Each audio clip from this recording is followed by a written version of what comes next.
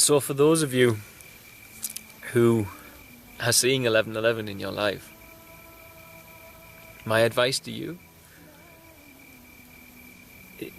is to follow it. Is to get ready for an adventure. And to embrace it and say, yeah, okay, if this is destiny, if this is divine,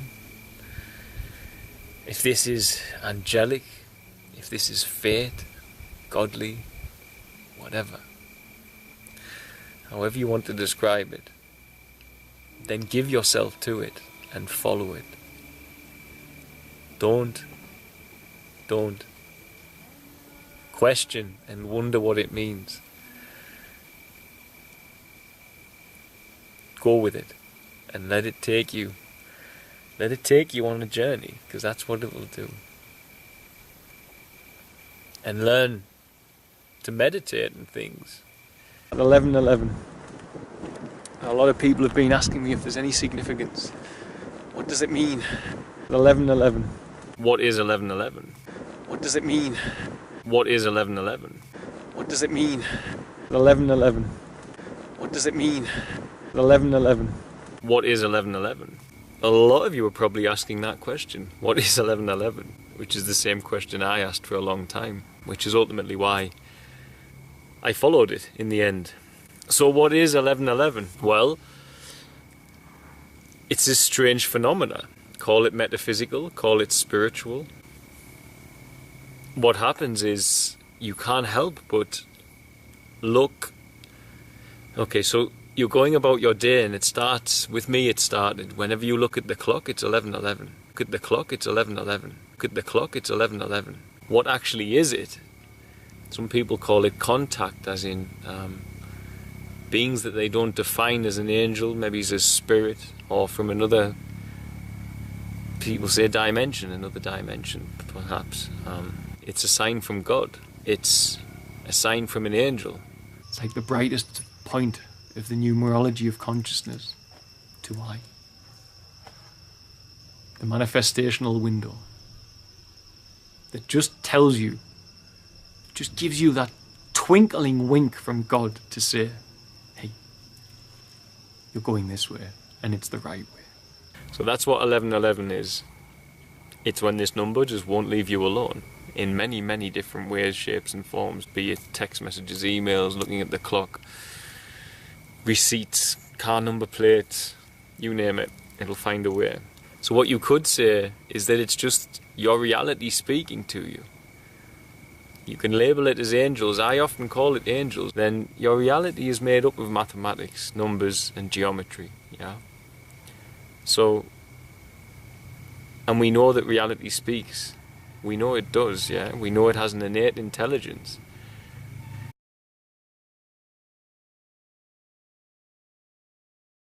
I followed it, and back in 2011, after following 11:11 a lot, 11th of November 2011, and I decided to fast on that day. I did a water fast for 11 days, naturally.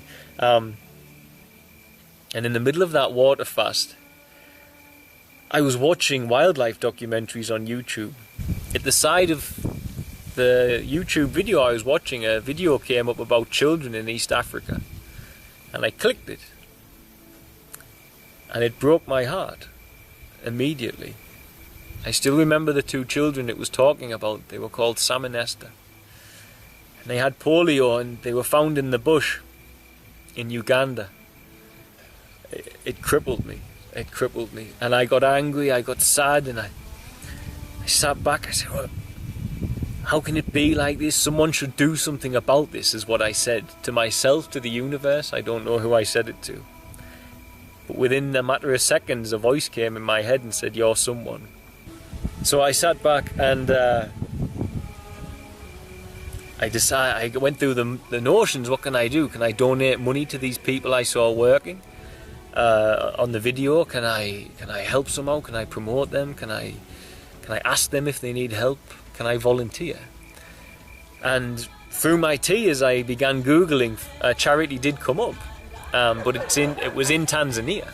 I applied there and then, and On the 11th day of my water fast at 11:11 AM, and I still have the email. I'll maybe put a print screen in this video.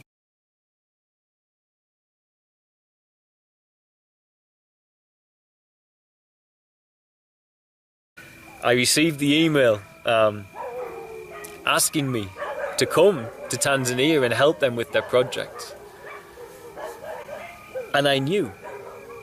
I'd already said to myself that I am going to follow 11:11 with everything I've got. So that's what I did. I got rid of my home. I got rid of my business, and I got rid of my car. I changed my life. I stopped eating meat.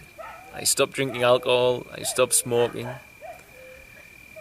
And I said, okay, I'm going to go. I'm not going to go and volunteer for a brief time. I'm going to move there. Something's telling me to go. I'm going to move there. I arrived in the middle of the night in the village I'm in now called Uchira. And I arrived to what was a failing charity.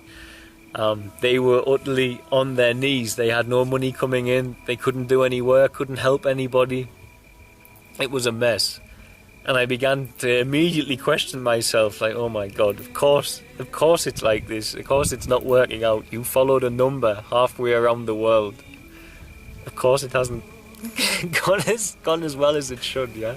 So within a matter of months, the guy who was in charge, who was a Kenyan, he left, and that left myself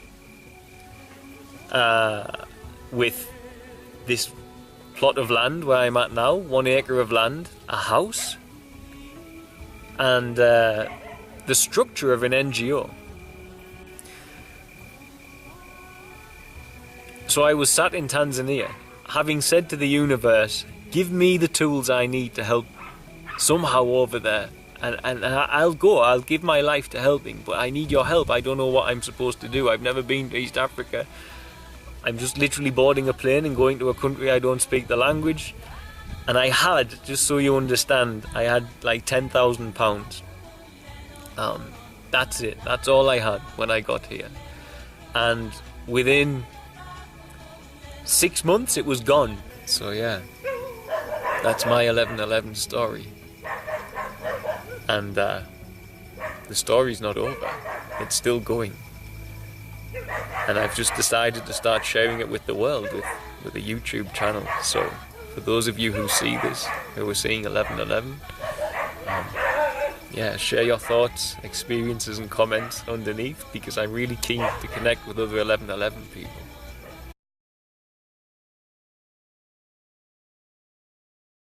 Today is the 11th of November. On the 11th of November, this time last year, I had a Skype call randomly with a lady I'd never met in my life, and her name is Phyllis. And I wonder if I'll share this video so Phyllis can watch it actually. And after 5 minutes of this Skype call, or 10 minutes, Phyllis said, okay, tomorrow morning I'll put the money in your bank account so you can build the fence around your land. And Phyllis was an answered prayer. She was an answer to a prayer, and this is why I have such faith in the combination of humanity and God, because God answers prayers with humanity. You have to understand that. This is how it works sometimes. You will answer a prayer with a human heart. She will answer a prayer with a human heart. I don't see God as male or female. So it's just heart, I often say he. But God will answer prayers with humans and human hearts and human love. And Phyllis was the human heart that he chose to move to help us at that time, this time last year. And for all my weeks of praying and meditating, he manifests that conversation and that donation on the 11th of November.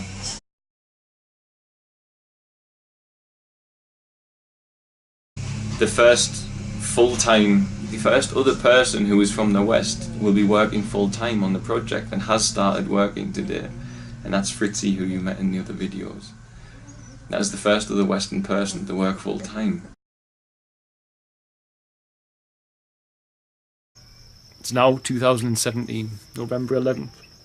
From nothing, from arriving in this country with nothing. There was a point where I had no money and a laptop computer.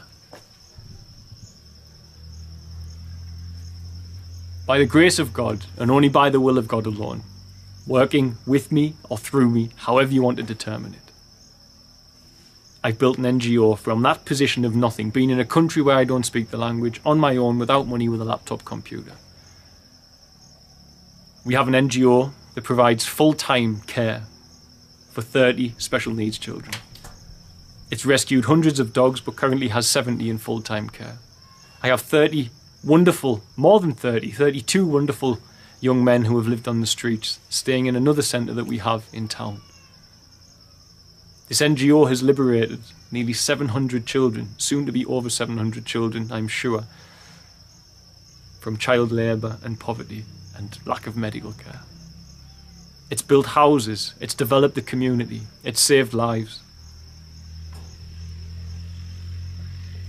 And it really wasn't John who did that. Because the whole thing of 11/11 was God's way of saying, can I please just take John out of there so I can refill it with myself? Can I take the selfish human away from you, just to quieten him down so I can fill you with my love? And from my love, I can use the amplified empathy that you feel to help people. The raw in your heart, which pushes you onto the verge of tears, which means you feel so light you can just keep pushing forward. Can I use that in you? But to do that, I need you to give me John. And I gave my flesh. I gave John. And John had achieved nothing positive. The concept, the ego, the collection of memories. He'd achieved nothing until I did that. Till I emptied my vessel and said, I invite you. Let me be my highest good. And that's the power of 11/11. It's not a nothing, it's not a confirmation bias. Whether you're understanding or believing 11/11 or not, it's happening. And I believe it's an integral aspect of the sacred geometry and numerology that is the fabric of consciousness and life. And I believe it's a very positive thing. In fact, I don't think I know. I'm 100% positive that that's what 11/11 is. It is the change that everyone's been hoping for. Thanks for watching. Don't forget to like, share and subscribe, as it really helps us to grow the channel and with it help more children here in Tanzania. Also, don't forget you can support our work by sharing with children in crisis here, be it sharing for a particular need or even sharing one-on-one support for education, housing, food and medical care. It can be done for as little as the cost of a cup of coffee a week back in the West after all. Just visit www.sharetanzania.co.uk to find out more.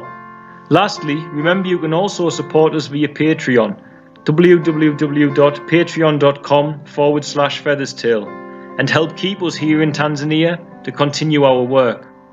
The links for the website and for the Patreon are in the description box of this video. Love and light, guys. See you soon.